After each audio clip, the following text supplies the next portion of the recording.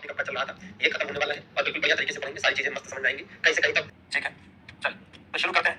और अलाउद्दीन खिलजी की बात हो रही थी, ठीक है, और अलाउद्दीन खिलजी की बात हो रही थी, ठीक है, तो अलाउद्दीन खिलजी की बात हो रही थी और बढ़िया इंपॉर्टेंट टॉपिक है, तो आपको इनके बारे में भैया जानकारी तो होनी ही चाहिए और बिल्कुल आपके पास जानकारी है, ठीक है, बस आपको पढ़ने की जरूरत है थोड़ा, ठीक है। तो चलिए देख लिया जाए और चीजों को कर लिया जाए, ठीक है। तो जैसे है क्या कि ये जो लिस्ट हमने आपको दी थी, ये लिस्ट देखिए, दो लिस्ट आपके सामने है। एक लिस्ट वो है जिसमें ये दिया हुआ है कि अलाउद्दीन खिलजी का उत्तर भारत पर कौन कौन से आक्रमण, कौन कौन से अभियान हुए, ठीक है ना, और दूसरी लिस्ट ये बताती है कि भाई दक्षिण भारत में अलाउद्दीन खिलजी के द्वारा कौन कौन से अभियान किए गए, कौन कौन से आक्रमण किए गए, ठीक है ना। तो एकदम इसमें कोई ऐसी दिक्कत की बात नहीं है, बहुत आसानी से आपको ये चीजें समझ में आएंगी, ठीक है ना। तो चलिए तो बिल्कुल एक एक करके समझ लीजिए। जैसे आप यहाँ एक चीज का ध्यान दीजिए, तो जैसे तो उत्तर भारत के अभियान है और जो दक्षिण भारत के अभियान है, ठीक है।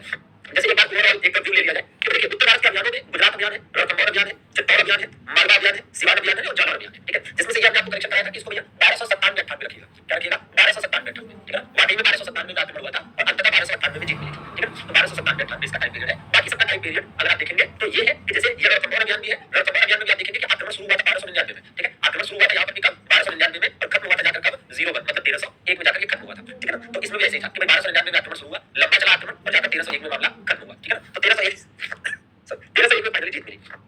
तो इसी तरीके से दक्षिण भारत वाले पर भी आएंगे। पहले उत्तर भारत वाले को समझने का प्रयास करते हैं, ठीक है ना। हाँ, उत्तर भारत वाले देखिए, उत्तर भारत का अलग है, दक्षिण भारत का अलग है, ठीक है। जो देवगिरी अभियान है वो दक्षिण भारत में आता है, वो उत्तर भारत में नहीं आता है। आप देखोगे दक्षिण भारत वाली लिस्ट खोलोगे तो आपको सबसे पहले देवगिरी दिखेगा, ठीक है ना। तो उत्तर भारत और दक्षिण भारत के दोनों के अभियान अलग अलग है, तो उसके हिसाब से आपको समझने की जरूरत भी है, ठीक है। तो गुजरात दिमाग में ले आइए कि गुजरात कहाँ है, रणथंभौर कहाँ है, चित्तौड़ कहाँ है, मालवा कहाँ है, सिवान कहाँ है, ठीक है। और चलो वैसे आपको शुरू के 5 याद करने की जरूरत पड़ेगी, ठीक है। तो देखा जाए ठीक है, चीजों को समझा जाए। तो देखिए इत्मीनान से सब्र रखिएगा, पेशेंस रखिएगा, मैं आपको प्रयास करता हूँ समझाने का, ठीक है ना। तो देखिए पहले तो एक मैप होना चाहिए और ताकि इस मैप से क्या हो सके, इस मैप से ये हो सके कि आपको दर्शाया जा सके कि हाँ भैया कहाँ से कहाँ तक का क्या मामला है। तो ये एक मोटी मोटा मान लीजिए मैप हो गया, ठीक है।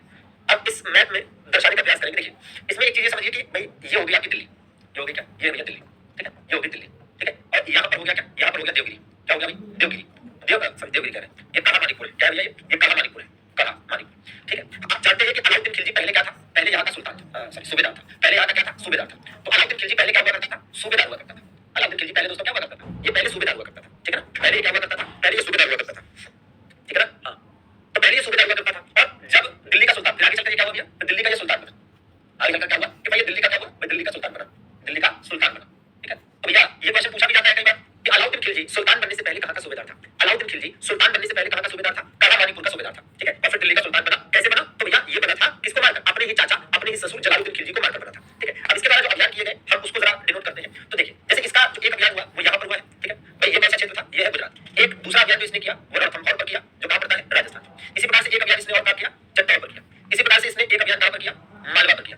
अगर उत्तर भारत के अभियानों की बात करें, अगर हम उत्तर भारत के अभियानों की बात करें तो गुजरात पहला है, रणथंभौर दूसरा है, चित्तौड़ तीसरा है और मालवा चौथा है, ठीक है ना। तो यही चार हमें मुख्य रूप से जानने भी है, ठीक है। तो देखिएगा तो ये क्या है, ये हो गया इसका पहला अभियान, ठीक है, ये हो गया इसका दूसरा अभियान, ये हो गया तीसरा अभियान और ये हो गया चौथा अभियान, ठीक है। भाई उत्तर भारत के अभियानों की बात अभी हम कर रहे हैं, ठीक है। किसकी बात कर रहे हैं अभी हम, उत्तर भारत के अभियानों की बात कर रहे हैं। तो ये वाला क्षेत्र क्या है, इसी प्रकार से ये वाला क्षेत्र क्या है भाई, ये सारे क्षेत्र जानने पड़ेंगे ये क्या है, और फिर इसी प्रकार से ये क्षेत्र क्या है, और इसी प्रकार से ये इधर हम लोग जानेंगे कि ये क्या है, ठीक है ना। तो देखिए तो ये वाला अभियान हुआ, ये कब हुआ है, ये वाला अभियान हुआ है 1297 में, ठीक है। 1297 में ये अभियान शुरू हुआ था, 1297 में ये अभियान शुरू हुआ था और 98 में खत्म हो गया था। इसी प्रकार से 1299 में ये अभियान शुरू हुआ था और 1301 में खत्म हो गया था। इसी प्रकार से ये वाला अभियान कब हुआ, 1303 में, ठीक है। और मालवा वाला ये वाला अभियान कब हुआ, 1305 में, ठीक है ना। अब इसके नाम भी लिख लिया जाए कि अभियान का नाम क्या है। जैसे ये वाला अभियान है, ये कहाँ का अभियान है, ये गुजरात का अभियान है, कहाँ का, गुजरात का।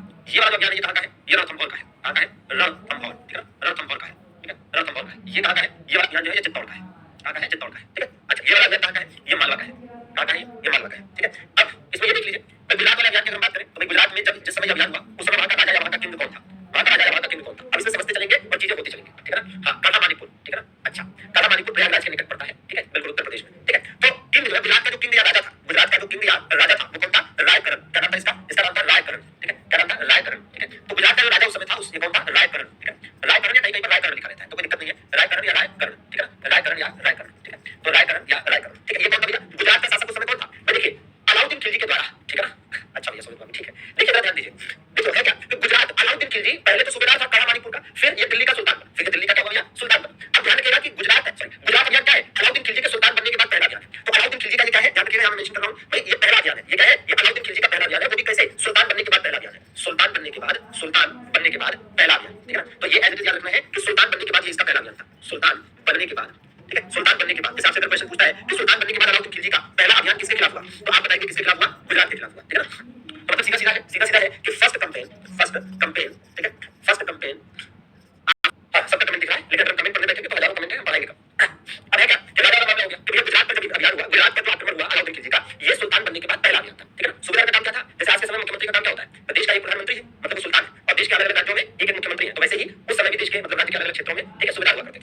वही काम था, ठीक है ना। हाँ, तो फर्स्ट कंपेन एज अ सुल्तान, बिल्कुल कह सकते हैं कि ये अलाउद्दीन खिलजी का फर्स्ट कंपेन था एज अ सुल्तान, ठीक है ना। तो वो चीज आपको ध्यान रखनी है। और यहाँ पर, ठीक है, यहाँ पर कई सारी चीजें हुई हैं। तो ये तो खैर आपको याद करना है कि फर्स्ट कंपेन एज अ सुल्तान, ये आपको याद रखना है, फर्स्ट कंपेन एज अ सुल्तान। तो ये तो खैर आपको याद करना है, ये आपके दिमाग में रहना चाहिए, फर्स्ट कंपेन एज अ सुल्तान, ठीक है। ये भी दिमाग में रखिए कि जब ये आक्रमण किया गया तो इसको लीड किसने किया था, मतलब अलाउद्दीन खिलजी की तरफ से इसे लीड करने का काम किसने किया, तो ये इसको लीड करने का काम किया उलूग खान। किसने? उलूग खान व नुसरत खान ने, किसने किया, तो उलूग खान ने लीड किया और किसने लीड किया, नुसरत खान ने लीड किया। उलूग खान और नुसरत खान, इन दोनों ने लीड किया, ठीक है। तो दोनों नाम यहाँ पर लिख दे रहे हैं, उलूग खान, ठीक है, उलूग खान प्लस नुसरत खान, ये दोनों लोगों ने संयुक्त रूप से इसको लीड किया। ये जहां जाते थे एक साथ जाते थे, ये जहां जाते थे एक साथ जाते थे, ठीक बात है ना। अच्छा भैया, अब आपको बता दें, अब इसकी कहानी पूरी सुनिएगा। इसके बाद जो है वो स्टोरी जैसे है। इसमें मामला क्या था कि गुजरात के जो राजा है रायकर्ण द्वितीय, ये बघेल वंश के हैं। गुजरात के जो राजा है रायकर्ण द्वितीय, ये बघेल वंश के हैं। और ये राजा कोई खास अच्छे राजा थोड़े ना, ठीक है ना। दरअसल ये है कि राजा रायकर्ण द्वितीय जो कि बघेल वंश के गुजरात के शासक हैं, इन्होंने अपने मंत्री की पत्नी के साथ दुर्व्यवहार किया था, ठीक है, समझिएगा कि राजा रायकर्ण द्वितीय जो गुजरात के बघेल वंश के शासक थे, इन्होंने अपने ही मंत्री की पत्नी के साथ दुर्व्यवहार किया था, जिसकी वजह से इनका मंत्री इनसे नाराज था। और यही कारण है कि जब अलाउद्दीन खिलजी की सेना का उलूग खान और नुसरत खान के नेतृत्व में गुजरात पर आक्रमण होता है, तो इनका जो मंत्री होता है वो अलाउद्दीन खिलजी की सेना का साथ देता है। और परिणाम स्वरूप गुजरात के राजा रायकर्ण द्वितीय इस युद्ध में हार जाते हैं। जब इस युद्ध में रायकर्ण द्वितीय हार जाते हैं, तो रायकर्ण द्वितीय जो है ये अपनी बेटी देवल देवी के साथ भागकर कहां चले जाते हैं, ये अपनी बेटी देवल देवी के साथ भागकर देवगिरी चले जाते हैं। कहां चले जाते हैं? देवगिरी चले जाते हैं, ठीक है ना। कौन भैया? ये इसलिए ऐसे डोनेट किया है, मतलब ऐसे इस तरह से डिनोट किया है, इस तरह से दर्शाया है कि भैया देखिए, जो रायकर्ण द्वितीय है जब इस युद्ध में हार जाते हैं, तो अपनी बेटी देवल देवी, की बेटी का नाम क्या था? देवल देवी, ठीक है। तो अपनी बेटी देवल देवी के साथ भागकर कहां चले जाते हैं? देवगिरी चले जाते हैं, जहां के राजा कौन है? जहां के राजा है रामचंद्र देव, ठीक है ना, रामचंद्र देव, ठीक है। अब यह भी देखने को मिलता है कि गुजरात के राजा जो रायकर्ण द्वितीय है, इनकी पत्नी को, ठीक है, इनकी पत्नी को अलाउद्दीन खिलजी के सैनिक क्या करते हैं? दिल्ली उठा ले जाते हैं, ठीक है ना। अलाउद्दीन खिलजी के सैनिक क्या करते हैं? इनको दिल्ली उठा ले जाते हैं, ठीक है। और वहां पर अलाउद्दीन खिलजी इनकी पत्नी से विवाह कर लेता है, ठीक है। फिर बता दूं कि भैया रायकर्ण द्वितीय की पत्नी को अलाउद्दीन खिलजी के सैनिक दिल्ली उठा ले जाते हैं और वहां पर इनकी पत्नी अलाउद्दीन खिलजी के साथ विवाह कर लेती है, ठीक है। और इसी दौरान अलाउद्दीन खिलजी के सैनिक इस क्षेत्र से एक हिजड़ा, ठीक है, जिसका नाम है क्या? मलिक काफूर, उसे क्या करते हैं? यहां से उठाकर कहां ले जाते हैं? दिल्ली ले जाकर वहां पर गुलामों के दरबार, गुलामों के बाजार में बेच देते हैं, गुलामों के दरबार में बेच देते हैं, ठीक है। और वही मलिक काफूर आगे चलकर इतना फेमस होता है, जिसे आजाद दिनाई कहते हैं। अब ये भी ध्यान रखिएगा कि ये जो रायकर्ण द्वितीय है, ठीक है, रायकर्ण द्वितीय है अपनी बेटी के साथ भागकर कहां गए हैं? देवगिरी गए हैं, ठीक है, अपनी बेटी देवल देवी के साथ भागकर। और रायकर्ण द्वितीय की पत्नी का विवाह किसके साथ हो गया है? अलाउद्दीन खिलजी के साथ हो गया है, ठीक है, अलाउद्दीन खिलजी के साथ हो गया है। अब आगे चलकर अलाउद्दीन खिलजी की यही पत्नी, ठीक है ना, अपनी बेटी देवल देवी को वापस चाहेगी, ठीक है, जिसकी वजह से भी अलाउद्दीन खिलजी देवगिरी पर आगे चलकर आक्रमण फिर करेगा, ठीक है ना। हरी, तो ये भी दिमाग में होना चाहिए, ठीक है। हरी, अब अगले अभियान की बात करें, रणथंभौर अभियान। तो रणथंभौर की बात करते हैं। रणथंभौर में क्या याद करना है? रणथंभौर में याद करिए कि यहाँ पर राजा कौन थे, ठीक है। तो रणथंभौर, जैसे यहाँ पर गुजरात में राजा रायकर्ण द्वितीय थे, ऐसे रणथंभौर में जो राजा थे, रणथंभौर में जो राजा थे उस समय, जिस समय आक्रमण हुआ था, वो कौन थे? ये था हम्मीर देव। क्या नाम था इनका भैया? हम्मीर देव उस समय आगे राजा थे। कौन राजा थे? हम्मीर देव आगे राजा थे, ठीक है, हम्मीर देव। अब ये हम्मीर देव पर आक्रमण होता है और इस युद्ध में पहले, इसमें हम लीडर की बात करें तो इस युद्ध में जो लीडर की बात करें, अगर लीड किसने किया इस युद्ध में, इस युद्ध में लीडर की अगर बात करें तो पहले तो यही किया जाता है उलूग खान और नुसरत खान, लेकिन ये मार दिया जाता है, ठीक है, इनको मार दिया जाता है। तो पहले तो यही जाता है, और उलूग खान और नुसरत खान। तो पहले तो उलूग खान और नुसरत खान जाते हैं, लेकिन इसमें से एक की हत्या कर दी जाती है, मतलब इस दौरान मारे जाते हैं लड़ते हुए। तो अलाउद्दीन खिलजी स्वयं जाता है फिर, ठीक है ना। इसलिए क्या कहेंगे कि भैया अलाउद्दीन खिलजी फिर स्वयं जाता है। तो इस बात का दिमाग में रखिएगा कि भैया लीड, अगर रणथंभौर अभियान की बात करें तो यहाँ के राजा हमीर देव के खिलाफ पहले नुसरत खान और उलूग खान को भेजा गया, लेकिन नुसरत खान और उलूग खान को तो सफलता नहीं मिली, तो अलाउद्दीन खिलजी स्वयं गया, ठीक है, स्वयं गया, ठीक है। चलिए आगे बढ़े, ठीक है। पहले तो क्या राजा बहुत शादी करते थे, अलाउद्दीन खिलजी ने रामचंद्र देव की बेटी से भी शादी किया था। चलिए आगे देखिए, चित्तौड़ की बात करें तो भैया चित्तौड़ में जो राजा थे, चित्तौड़ में जो राजा थे, आप जानते हैं कि चित्तौड़ के राजा उस समय कौन हुआ करते थे? चित्तौड़ के राजा उस समय थे रतन सिंह, ठीक है। चित्तौड़ के राजा कौन से भैया? रतन सिंह उस समय राजा थे। जब यहाँ पर अलाउद्दीन खिलजी ने स्वयं आक्रमण किया, मतलब यहाँ पर स्वयं लीड किया, ठीक है। तो इस अभियान का नेतृत्व अलाउद्दीन खिलजी ने स्वयं किया, है ना। इस अभियान का नेतृत्व अलाउद्दीन खिलजी के द्वारा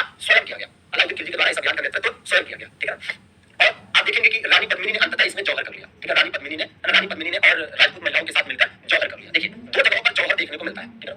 दो जगहों पर जौहर देखने को मिलता है, ठीक है। जौहर क्या होता है पहले जान लीजिए। जौहर का मतलब है राजपूत में, देखिए पहली बात, एक क्वेश्चन जो कई बार पूछा जाता है कि जौहर प्रथा का प्रचलन किसके बीच था? अरे जौहर प्रथा का प्रचलन किसमें था? तो देखिए जौहर प्रथा का जो प्रचलन है वो राजपूतों में था। जौहर क्या होता है? राजपूत महिलाओं द्वारा अपनी सम्मान को बचाने के लिए, अपनी लाज को बचाने के लिए, कि दुश्मन के हाथ में ना पड़े और उनके साथ किसी प्रकार की जोर जबरदस्ती ना हो, अपने आप को बचाने के लिए वो जौहर कर लेती थी, अग्नि में कूद जाती थी, ठीक है, सामूहिक रूप से, कभी अकेले तो कभी सामूहिक रूप से अपने आप को अग्नि के हवाले कर देती थी और इस प्रकार से जलकर मर जाती थी। सती प्रथा और जौहर प्रथा अलग है, ठीक है ना। सती प्रथा में क्या होता है कि हस्बैंड की डेथ के बाद, सती प्रथा में क्या होता है कि हस्बैंड की डेथ के बाद, जब हस्बैंड की डेथ हो जाती है तो जब हस्बैंड को चिता दी जाती है, जलाया जाता है, तो उसी की चिता पर पत्नी भी जलकर मर जाती है, तो उसको कहते हैं सती प्रथा, ठीक है। लेकिन जो ये है जौहर प्रथा, इसमें ऐसा नहीं है कि हस्बैंड की डेथ के बाद ही मरते हैं, इसमें किसी भी परिस्थिति में बस अपने आप को, अपनी इज्जत को बचाने के लिए क्या करना, ठीक है, अपने आप को अग्नि के हवाले कर देना, ठीक है। हाँ जी भाई, ठीक है। तो ये चीज है। अब जो जौहर देखने को मिलता है रणथंभौर में भी देखने को मिलता है और चित्तौड़ में भी देखने को मिलता है, तो दोनों जगहों पर ये जौहर देखने को मिलता है, ठीक है। और जो चित्तौड़ पर आक्रमण हुआ था, ठीक है, इसकी जो जानकारी है वो जिस बुक से प्राप्त होती है उस बुक का नाम है पद्मावत, ठीक है। किस बुक से प्राप्त होती है? पद्मावत। और पद्मावत नाम की जो बुक है वो किसके द्वारा लिखी गई है? ये लिखी गई है मलिक मोहम्मद जायसी के द्वारा। किसके द्वारा? मलिक मोहम्मद जायसी के द्वारा ये किताब लिखी गई है, मलिक मोहम्मद जायसी के द्वारा, ठीक है।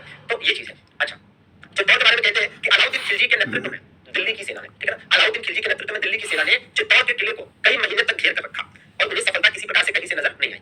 इस अभियान के समय अलाउद्दीन खिलजी के साथ उसका जो राजकवि आमिर खुसरो था वो भी गया हुआ था और कई महीनों के लगातार डेरा डालने के बाद भी जब अलाउद्दीन खिलजी को सफलता नहीं मिली तो उसने छल का सहारा लिया और अलाउद्दीन खिलजी, कहा जाता है कि अलाउद्दीन खिलजी ने यह आक्रमण रानी पद्मिनी की सौंदर्यता से प्रभावित होकर किया था रानी पद्मिनी को प्राप्त करने के लिए, ठीक है ना। और यही कारण है कि जब उसे सफलता नहीं मिली तो उसने किले के अंदर एक गुप्तचर से सूचना भिजवाई, ठीक है ना। मतलब अलाउद्दीन खिलजी ने एक सूचना भिजवाई किसके पास, राजा रतन सिंह के पास एक, ठीक है, सूचना भिजवाई और कहा कि एक बार रानी पद्मिनी को दिखा दो, किसी भी प्रकार से रानी पद्मिनी को एक बार दिखा दो, दर्शन करा दो, ठीक है, मैं यहाँ से चला जाऊंगा, ठीक है। तो राजा रतन सिंह ने भी सोचा कि लंबी लड़ाई लड़ने से अच्छा है कि ठीक है चलो रानी पद्मिनी को देखना ही तो चाहता है, ठीक है, तो देखना चाहता है तो दिखा देते हैं। फिर कहते हैं कि अलाउद्दीन खिलजी किले के अंदर गया, ठीक है, किले के अंदर गया, ठीक है, देखने के लिए राजा रतन सिंह तैयार हो गया। तो कैसे दिखाया गया, अलाउद्दीन खिलजी को इस प्रकार खड़ा किया गया और उसके सामने पानी रखा गया, पानी, ठीक है, उसके सामने क्या रखा गया, पानी रखा गया और रानी पद्मिनी ऊपर, ठीक है, छत पर आई। तो कहा जाता है रानी पद्मिनी जब ऊपर छत पर आई तो पानी में उनकी छवि बनी, ठीक है, उनकी छवि बनी, तो उसी में उसे दिखाया गया। तो कहते हैं कि अलाउद्दीन खिलजी ने अभी तक तो डिमांड रखी थी रानी पद्मिनी को दिखा तो चले जाएंगे, लेकिन जब उसने रानी पद्मिनी को देख लिया तो उसके दिमाग में थोड़ा बात सोची और उसने तय किया कि अब तो पक्का नहीं जाऊंगा, अब तो पक्का नहीं जाऊंगा। और उसके बाद उसने छल क्या किया, उसने छल ये किया कि भाई देखिए राजा रतन सिंह ने सोचा कि ठीक है रानी पद्मिनी को दिखा देते चला जाएगा, इस वजह से अलाउद्दीन खिलजी को किले के अंदर बुलाया, किले का दरवाजा खोलकर, ठीक है। तो अब चूंकि अलाउद्दीन खिलजी स्वयं है ना क्या है, एक तरह से राजा रतन सिंह का मेहमान है, ठीक है। भारत में क्या होता है कि अतिथि देवो भव, फिर क्या होता है राजा रतन सिंह अलाउद्दीन खिलजी को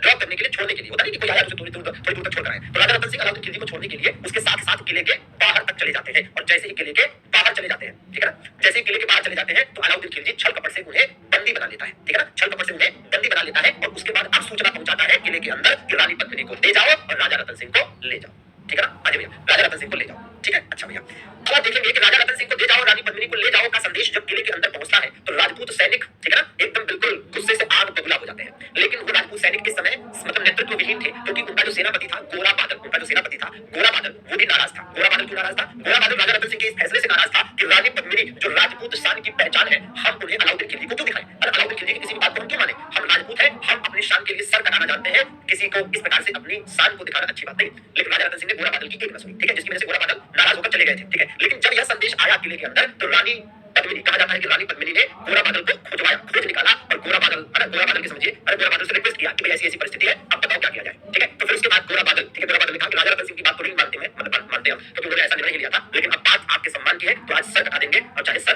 काट देंगे, ठीक है ना, चाहे सर काट देंगे। और उसके बाद जब गोरा बादल, उसके बाद गोरा बादल लौटते हैं, पूरी सेना को सुसंगठित करते हैं और इसके बाद शुरू होता है भीषण महासंग्राम, ठीक है ना। और कहते हैं कि गोरा बादल, ठीक है, का सर कट गया, उसके बाद भी सर कटा हुआ शरीर भी गोरा बादल का लड़ता रहा और अलाउद्दीन खिलजी की सेना की हालत खराब करके रख दी, ठीक है। भीषण नरसंहार हुआ, भीषण युद्ध हुआ और अंततः हालांकि अलाउद्दीन खिलजी इसमें अपनी सेना के साथ भारी पड़ा। और जब ये बात राजा रतन सिंह को, ठीक है, जब ये बात रानी पद्मिनी को पता चली तो राजा रतन सिंह भी लड़े और वो भी इसमें मारे गए। और अंततः कहते हैं कि रानी पद्मिनी को जब ये बात पता चली तो उन्होंने और भी राजपूत महिलाओं के साथ सामूहिक रूप से स्वयं को अग्नि के हवाले कर दिया, जौहर कर लिया, ठीक है। और अंततः रानी, और अंततः ये समझ लीजिए कि राजपूतों से लड़कर भले अलाउद्दीन खिलजी ये युद्ध जीत गया, लेकिन रानी पद्मिनी के जौहर से अलाउद्दीन खिलजी एक तरह से हार गया। इसे कहते हैं जीती हुई बाजी को हारना, ठीक है ना, जीती हुई बाजी को हारना, ठीक है ना, ठीक, ठीक है। चलिए तो ये बात है, जितनी जानकारी है आपको यहाँ से एज इट इज याद करनी है, ठीक है। चलिए आगे बढ़ा जाए। अब इसके बाद इधर अगर हम बात करते हैं, ठीक है, इधर हम बात करते हैं मालवा की, ठीक है। तो मालवा का राजा उस समय कौन था, महलक देव था। अरे मालवा का राजा उस समय कौन था, मालवा का राजा भैया उस समय था महलक देव। कौन था, महलक देव उस समय मालवा का राजा, ठीक है, महलक देव, ठीक है, महलक देव, ठीक है, महलक देव उस समय मालवा का राजा था। और इसमें इस अभियान को लीड कौन कर रहा था, आइमुल मुल्क। कौन लीड कर रहा था, आइमुल मुल्क लीड कर रहा था, ठीक है, आइमुल मुल्क, ठीक है। तो बिल्कुल आइमुल मुल्क के द्वारा इसे लीड किया गया था, ठीक है, आइमुल मुल्क के द्वारा, ठीक है। आइमुल मुल्क या आइमुल मुल्तानी भी कह सकते हैं, ठीक है। तो बिल्कुल याद रखिएगा इसका नाम आइमुल मुल्क, आइमुल मुल्क, ठीक है, आइमुल मुल्क, ठीक है। तो ये हो गया उत्तर भारत का अभियान, ठीक है ना। चलिए अरे ये हो गया उत्तर भारत का अभियान। तो उत्तर भारत में नॉर्थ इंडिया में अलाउद्दीन खिलजी के द्वारा जो प्रमुख कैंपेन किए गए वो मैं आपको मैप पर दिखा दिया है, ठीक है। कब हुआ, कौन सा कैंपेन कहां पर हुआ, उस समय वहां का राजा कौन था और अलाउद्दीन खिलजी की तरफ से किसने लीड किया वो भी आपको दिखा दिया गया है, ठीक है ना। चलिए तो ये हो गया उत्तर भारत का अभियान। पेपर में क्वेश्चन कैसे आ सकता है, वही कि गुजरात अभियान कब किया, चित्तौड़ अभियान कब किया, मालवा अभियान कब किया, या जब अलाउद्दीन खिलजी ने गुजरात अभियान किया तो वहां का राजा कौन था, या अलाउद्दीन खिलजी की तरफ से इस युद्ध को लीड किसने किया, इस तरह का क्वेश्चन पूछ सकता है, ठीक है। चलिए तो अब हम दक्षिण भारत के अभियानों पर आ जाए। दक्षिण भारत के अभियानों पर हम आएंगे अगर तो इसमें एक चीज ध्यान दीजिए कि जैसे देवगिरी अभियान आप देख रहे हैं, तीन जगह दिख रहा है, यहाँ पर भी देवगिरी अभियान है, यहाँ पर भी देखिए देवगिरी अभियान है और यहाँ पर भी देखिए देवगिरी अभियान है। तो देवगिरी अभियान क्या हुआ, 1296 में हुआ, 1307 में हुआ और 1313 में हुआ, 1313 में हुआ, ठीक है। तो ये तीनों चीजें हैं, ठीक है। तो ये चीज है। अब इसमें मामला क्या है, इसमें मामला ये आप ध्यान दीजिए कि भाई पहले तो देवगिरी अभियान, ठीक है। अगर हम देवगिरी अभियान की बात करें तो भाई देवगिरी कहां पर था, देवगिरी यहाँ पर कहीं देवगिरी था, यहाँ पर कहीं देवगिरी था, ठीक है। और ये जो देवगिरी आप देख रहे हैं ये देवगिरी आज के हिसाब से कहां पड़ेगा, भाई आज के हिसाब से देवगिरी पड़ता है महाराष्ट्र में। आज की डेट में अगर देवगिरी देखा जाए तो कहां पड़ता है, महाराष्ट्र में पड़ता है। जो देवगिरी है यहाँ, ठीक है, यहाँ के राजा कौन हुआ करते थे, यहाँ के राजा थे, देखिए एक्चुअली में क्या है कि यहाँ पर तीन अभियान हुए, ठीक है। ऐसे समझिए कि भाई यहाँ पर क्या है, यहाँ पर है दिल्ली, यहाँ पर है दिल्ली, ठीक है। एक तो दिल्ली होगी, एक तो हो गया भैया यहाँ पर दिल्ली है और यहाँ पर क्या था, यहाँ पर था कालामानी, ठीक है, कालामानी का पुल। अगर दोनों क्यों दिखा रहे हैं वो इसलिए क्योंकि जब देवगिरी पर पहला अभियान हुआ था, जब देवगिरी पर पहला अभियान हुआ था, ठीक है, कब 1296 में, तो उस समय अलाउद्दीन खिलजी सुल्तान नहीं था बल्कि कालामानीपुर का सूबेदार था, ठीक है ना। अच्छा इसी प्रकार से, ठीक है, आप देखिए कि जो दूसरा अभियान हुआ वो दिल्ली से हुआ, ठीक है। दूसरा अभियान जो हुआ वो कहां से हुआ, दिल्ली से हुआ। और ये कब हुआ था, तो ये बात आप देख सकते हैं कि भैया 1307 में हुआ और फिर 1313, ठीक है, 1307 में हुआ, 1307 में हुआ और फिर एक और हुआ, ठीक है। और ये कब हुआ, ये 1313 में हुआ। तो भैया कुल मिलाकर देवगिरी पर अलाउद्दीन खिलजी के तीन अभियान हुए, ठीक है, अलाउद्दीन खिलजी के तीन अभियान हुए। अब अलाउद्दीन खिलजी के तीन अभियान हुए, इसमें से आप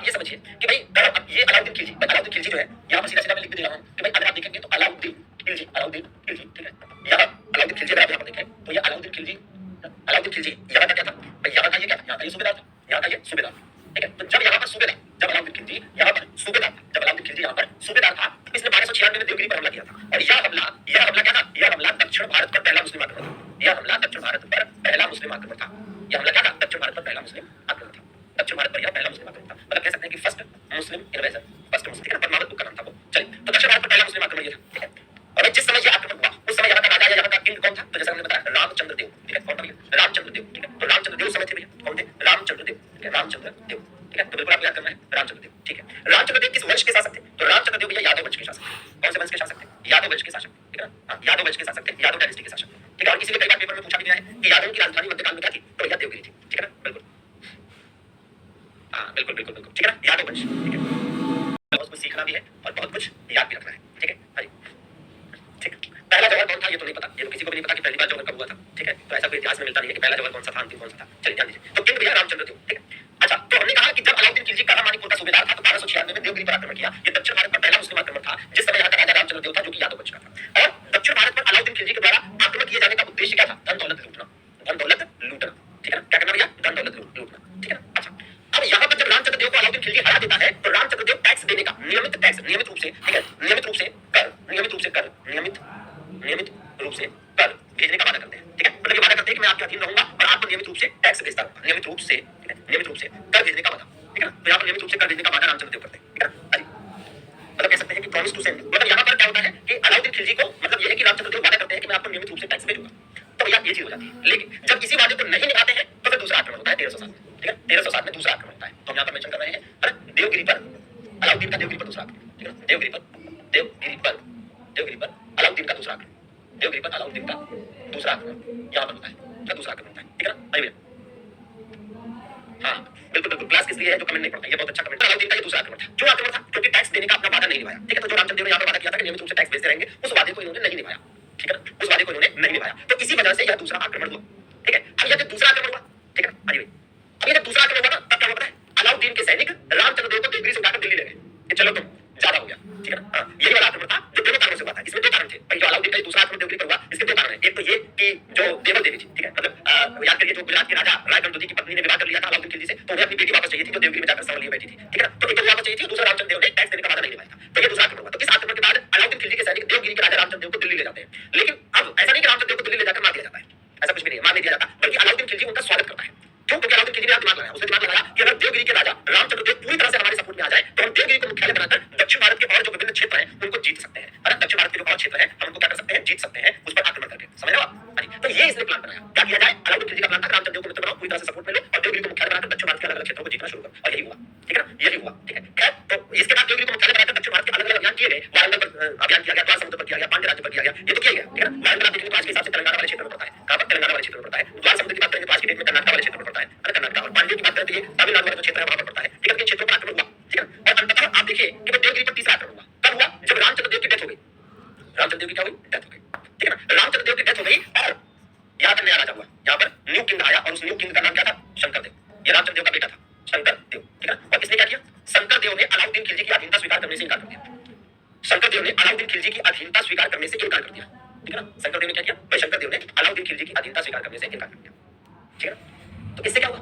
इससे ये हुआ, ठीक है, इससे ये हुआ कि अलाउद्दीन खिलजी ने मलिक काफूर के नेतृत्व में सेना भेजी, शंकर देव को हरा दिया गया और मार दिया गया और दिल्ली सल्तनत में देवगिरी का आधा राज्य मिला दिया गया, ठीक है ना। तो शंकर देव जो है, ठीक है, इसने अलाउद्दीन का सहयोग करने से इनकार कर दिया, ठीक है। इसका कारण क्या था? क्यों आक्रमण हुआ था भैया? अलाउद्दीन का सहयोग करने से इनकार, सहयोग से इनकार, ठीक है ना। तो इन्होंने इनकार कर दिया, मतलब कह सकते हैं कि अलाउद्दीन खिलजी को सपोर्ट करने से इनकार कर दिया, देखो अलाउद्दीन खिलजी को सपोर्ट करने से इनकार कर दिया, ठीक है। तो इस वजह से ये तीसरा आक्रमण हुआ। और यहाँ पर आप देख सकते हैं मेंशन है कि शंकर देव, जैसे सिंघम तिथि भी कहा जाता है, 1313 में शंकर देव मारा गया और देवगिरी अधिकांशतः दिल्ली सल्तनत में शामिल कर लिया गया, ठीक है, दिल्ली सल्तनत में शामिल कर लिया गया, ठीक है। तो ये चीज है, ठीक। तो भैया अब इसको आराम से इसको पढ़ लीजिएगा, कहीं से कहीं तक कोई दिक्कत नहीं है, एज इट इज, ठीक है। कहीं से कोई दिक्कत होगी तो फिर आगे पूछिएगा, फिलहाल इतना आप अपने दिमाग में रखिएगा भैया, ठीक है। चलिए अब क्या कर लेते हैं, अगर आप कुछ और चीजें देख लीजिए। अलाउद्दीन के उत्तर भारत के और दक्षिण भारत के दोनों ही अभियान हो गए, ठीक है। अलाउद्दीन खिलजी के दक्षिण और उत्तर भारत के दोनों के अभियान हो गए, ठीक है ना।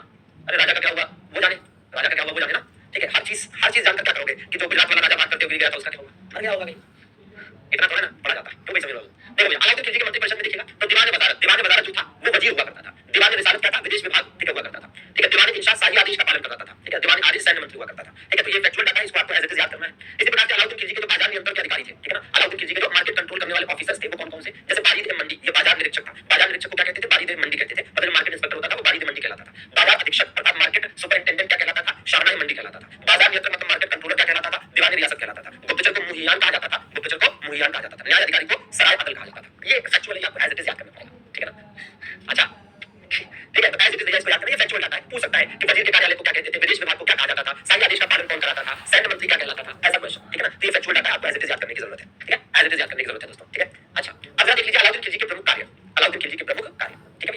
नाम तो अजीब है, लेकिन क्या करेंगे, सिलेक्शन लेना है तो पढ़ना तो पड़ेगा। ठीक है, देखिए देखिए बाजार नियंत्रण प्रणाली लागू की, ये आपको मैंने बताया। देखो बाजार नियंत्रण प्रणाली क्या है, बाजार नियंत्रण प्रणाली अर्थात मार्केट कंट्रोल सिस्टम क्या है। तो बाजार नियंत्रण प्रणाली का मतलब ये है कि बाजार में जो कालाबाजारी होती है, भ्रष्टाचार होता है, ठगी होती है, इन सबको इसने रोका। ठीक है ना, ताकि क्या हो, ताकि जो है मार्केट में चीजों की सप्लाई सही तरीके से हो। ठीक है भैया, तो क्या हो कि सही तरीके से हो और सही तरीके से चीजें आगे बढ़े। ठीक है, आप देखिए ना, बाजार नियंत्रण प्रणाली के अंतर्गत, बाजार नियंत्रण प्रणाली के अंतर्गत अलाउद्दीन खिलजी ने इतने अधिकारी केवल इसलिए अपॉइंट किए थे कि देखे ये लोग कि बाजार में कहीं कोई कालाबाजारी ना हो रही हो, कहीं कोई भ्रष्टाचार ना हो रहा हो, ठगी ना हो रही हो। अच्छा एक बात बताइए, आपको नहीं लगता कि महंगाई बढ़ने का सबसे बड़ा कारण है कि मार्केट में कालाबाजारी बहुत होती है, भ्रष्टाचार होता है, ठगी होती है, और उससे भी बड़ी चीज क्या होती है, भंडारण होता है। जैसे मार्केट में आप जानते हैं वही सप्लाई, मतलब डिमांड एंड सप्लाई। मार्केट में अगर किसी चीज की सप्लाई स्लो हो जाएगी तो उसकी जो वैल्यू है वो बढ़ जाएगी ना, ये तो आप जानते हैं। जैसे मान लीजिए कई बार आपने न्यूज़ वगैरह में सुना होगा कि कभी-कभी सुनते हैं कि प्याज के दाम बहुत महंगे हो गए, दाल के दाम बहुत महंगे हो गए। ठीक है, तो बहुत ज्यादा बढ़ जाते हैं दाम, प्राइसेस बहुत ज्यादा हाई हो जाते हैं। तो जब उसको जांच कराया जाता है, जब सरकार हरकत में आती है, तो पता चलता है कि कुछ व्यापारी ऐसे हैं जिन्होंने गोडाउन का गोडाउन भर के रखा है, स्टोर करके रखा है, वो मार्केट में आने नहीं दे रहे। वो इसलिए स्टोर करके रखे हुए हैं कि हम स्टोर करके रखे रहेंगे तो जो सप्लाई है उसको हम कंट्रोल कर पाएंगे, और चीजें महंगी हो जाएंगी तो थोड़ा थोड़ा निकाल कर बेचते जाएंगे। ठीक है, ये होता है, और फिर गवर्नमेंट को उस पर एक्शन लेना पड़ता है। फिर गवर्नमेंट आदेश जारी करती है कि भैया आप स्टोर नहीं कर सकते। ठीक है, क्योंकि जैसे स्टोर होता है सप्लाई गिर जाती है। तो ये चीज अलाउद्दीन खिलजी ने समझी और उसने ना इस तरह की चीजों पर रोक लगाई, कार्रवाई की, और ये भी नियम बनाया कि भैया किसी प्रकार का कोई ठगी भ्रष्टाचार वगैरह न कर पाए। अस्थायी और केंद्रीय सेना रखने की प्रथा, ये भी हमने कल बताया था, अब क्यों रखना पड़ा भाई अस्थायी और केंद्रीय सेना। अस्थायी सेना मतलब परमानेंट आर्मी, इसके पहले परमानेंट आर्मी नहीं होती थी, तो इसे परमानेंट आर्मी इसलिए रखनी पड़ी क्योंकि मंगोलों का आक्रमण सबसे ज्यादा हुआ। तो मंगोलों के आक्रमण से अपने आप को बचाने के लिए परमानेंट आर्मी तो रखनी पड़ी, क्योंकि आए दिन मंगोलों का आक्रमण होता था। ठीक है ना, अच्छा अब जब इतनी बड़ी आर्मी रखी तो उनका सैनिकों का क्या निर्धारित किया, हुलिया निर्धारित किया। सैनिकों का हुलिया निर्धारण मतलब सैनिक जो थे, जो आर्मी थी, उसका ड्रेस कोड वगैरह बकायदा डिसाइड किया गया। घोड़ा डालने की प्रथा शुरू की गई। घोड़ा डालने की प्रथा मतलब घोड़ों के ऊपर स्टैंप लगा दिया जाता था कि हाँ भैया ये शाही घोड़े हैं। ठीक है ना, दीवान वक्फ, राजकीय विभाग दीवान वक्फ का गठन किया। अरे दीवान वक्फ क्या था, दीवान वक्फ एक तरह से वित्तीय विभाग था। ठीक है, दीवान मुस्तखराज राजस्व विभाग का गठन। तो जो दीवान वक्फ था गवर्नमेंट, एक तरह का गवर्नमेंट डिपार्टमेंट था। ठीक है, और इसी प्रकार से दीवान मुस्तखराज ये रेवेन्यू डिपार्टमेंट था। ठीक है, तो दोनों का कहीं ना कहीं संबंध। ठीक है, ये क्या करता था, दीवान वक्फ क्या करता था, ये मतलब एक तरह से हिसाब किताब रखता था, हिसाब किताब रखने वाला डिपार्टमेंट। ठीक है ना, और वैसे दीवान मुस्तखराज, ठीक है, राजस्व का पूरा हिसाब किताब। मदिरापान निषेध कर दिया, मतलब एक तरह से क्या कर दिया, प्रोहिबिशन ऑफ ड्रिंकिंग। ठीक है ना, अब इसने मदिरापान निषेध क्यों किया, क्योंकि अलाउद्दीन खिलजी ने एक बहुत बढ़िया विचार किया। अलाउद्दीन खिलजी ने सोचा कि लोग राजा के खिलाफ, सरकार के खिलाफ, शासन के खिलाफ जो षड्यंत्र करते हैं, ये नशे के हालत में ज्यादा करते हैं। भाई इंसान जब ड्रिंक कर लेता है, नशा कर लेता है, तो उस समय वो अपने पूरे होशो हवास में नहीं रहता, फिर वो किसी को भी कुछ भी सुना रहा होता है, कोई भी षड्यंत्र कर रहा होता है। ठीक है ना, तो इस वजह से इसने मदिरापान निषेध कर दिया कि भाई दारू वारू पीने पर पाबंदी लगा दो। ठीक है ना, क्योंकि ये सब खेलना, दारू पीना, जुआ खेलना, भांग खाना, ये सब जो करने वाले लोग होते हैं, वास्तव में यही लोग तो ज्यादातर अपराध करते हैं। भाई ज्यादातर क्राइम में कौन शामिल होता है, ज्यादातर क्राइम में ऐसे लोग तो शामिल होते हैं जब भैया किसी प्रकार का नशा कर लेंगे, दारू पी लेंगे, भांग खा लेंगे, जुआ खेलने बैठेंगे, ऐसे लोग अच्छे लोग तो होते नहीं है। ठीक है, तो जब ऐसे लोग रहेंगे तो ऐसे लोगों की वजह से भी तो क्राइम बढ़ता है। गवर्नमेंट को इस पर भी सोचना चाहिए। तो तब की गवर्नमेंट ने सोचा, आज की गवर्नमेंट नहीं सोच पा रही है, सोचो। ठीक है, गुप्तचर विभाग को सुसंगठित किया। गुप्तचर विभाग तो चाहिए, इंटेलिजेंस डिपार्टमेंट जैसे भारत में है कि रॉ है, आईबी है, सीआईडी है, सीबीआई है, ये सब होनी चाहिए। ठीक है ना, सार्वजनिक वितरण प्रणाली लागू की। ठीक है ना, मतलब public distribution system was introduced. तो सार्वजनिक वितरण प्रणाली, ठीक है, मतलब ये कि लोगों की मदद के लिए आगे आया। ठीक है, कि जो भी उनको जरूरत हो। अलाउद्दीन खिलजी द्वारा कुछ नए पद बनाए गए, जैसे दीवान रियासत, सारनाई, मंडी, परिध, मोमिया, ये तो पहले भी बताया है। ठीक है, यहाँ पर जो एक लिस्ट दी थी हमने, ये वाला। ठीक है ना, तो ये वही चीज है। अच्छा टैक्स देखिएगा, इसके टैक्स वाले मामले में तो गजब का मामला है। टैक्स देखिएगा। ठीक है ना, अलाउद्दीन खिलजी अच्छा राजा था कि नहीं था, इट्स ओवर टू यू। ठीक है ना, क्या करना है जानकर। अरे यूपीएससी का मेंस थोड़ा लिखने जा रहे हैं आप, क्या आपको बताना है कि अलाउद्दीन खिलजी के अच्छे और बुरे राजा होने के, है ना, को संक्षिप्त विवरण दे, 10-10 लाइनों में पेश करें। तो ऐसा तो कोई पेपर देने आप जान ही रहे, तो क्या करोगे जाकर, अच्छा राजा तक बेकार। कुछ अच्छे काम किए कुछ ना। देखिए टैक्स व्यवस्था देखिए, खड़ी कर लिया। अरे खड़ी का मतलब हाउस टैक्स भाई, हाउस टैक्स। और देखिए ग्रेजिंग टैक्स, ग्रेजिंग टैक्स मतलब चराई कर और खराज। ठीक है ना, तो ये थोड़ा सा ध्यान देना, और ये स्पेशली ध्यान रखना है कि भैया इसने भू राजस्व मतलब लैंड, खराज क्या था, खराज एक प्रकार का लैंड रेवेन्यू था। ये क्या था, एक प्रकार का लैंड रेवेन्यू था। तो इसने लैंड रेवेन्यू कितना लिया, प्रोडक्शन का 50%। ठीक है ना, हाँ ठीक है, तो ये थोड़ा सा है, लैंड रेवेन्यू इसने कितना लिया भाई, उपज का मतलब प्रोडक्शन का 50%। और घरों पर मतलब झोपड़ियों पर, घरों पर हाउस टैक्स लिया, और दुधारू पशुओं के चराने पर भी टैक्स लिया। ठीक है ना, बिल्कुल। चलिए आगे बढ़े। बाजार नियंत्रण प्रणाली तो खैर आपको बता चुके हैं। ठीक है, और इसकी बहुत जरूरत नहीं है कि फिर से आपको बताया जाए। हाँ, ये चीज अंतिम रूप से जान लीजिए और ये टॉपिक यहाँ पर खत्म हो जाएगा। क्या, जमैयत खाना मस्जिद, ये जो निर्माण कार्य इसने कराया, सबके सब दिल्ली, ये अलाउद्दीन खिलजी ने बनवाया दिल्ली में। जमैयत खाना मस्जिद, अलाई दरवाजा, जिसे कुछ के सीरी भी कहा गया, सीरी किला और रजा सेतुन में, ये चारों चीजें जो है अलाउद्दीन खिलजी ने दिल्ली में बनवाई। जमैयत खाना मस्जिद क्या है, पूरी तरह से मुस्लिम शैली में बना पहला इमारत है भारत में। पूरी तरह से मुस्लिम शैली में बनी पहली इमारत कौन सी है, जमैयत खाना मस्जिद। ठीक है, अलाई दरवाजा या कुछ के सीरी, कुव्वतुल इस्लाम का प्रवेश द्वार है। कुव्वतुल इस्लाम मस्जिद याद करिए, कुतुब मिनार ने बनवाई थी और भारत में बनने वाली पहली मस्जिद थी कुव्वतुल इस्लाम मस्जिद। सीरी किला, इसके अंदर ये किला है और इसके अंदर एक हौले अलाई नाम का तालाब है। हजार सेतुन महल मतलब 1000 खंभों पर टिका हुआ एक महल।